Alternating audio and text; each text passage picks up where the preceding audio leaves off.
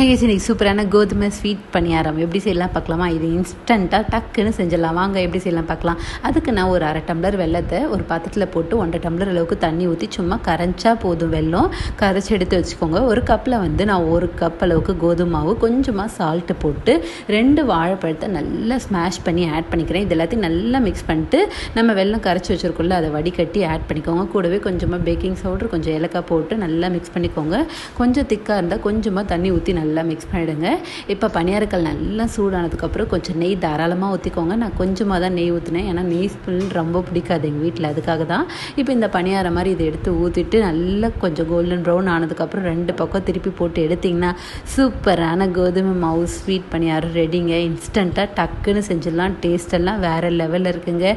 நீங்களும் உங்கள் வீட்டில் மறக்காமல் ட்ரை பண்ணி பார்த்துட்டு எப்படி இருக்குன்னு கமெண்ட்டில் சொல்லுங்கள். மறக்காமல் சேனலை சப்ஸ்கிரைப் பண்ணிவிடுங்க. அப்படியே கொஞ்சம் லைக் பட்டனே தட்டிவிடுங்க. மகிழ்ச்சி. Bye guys.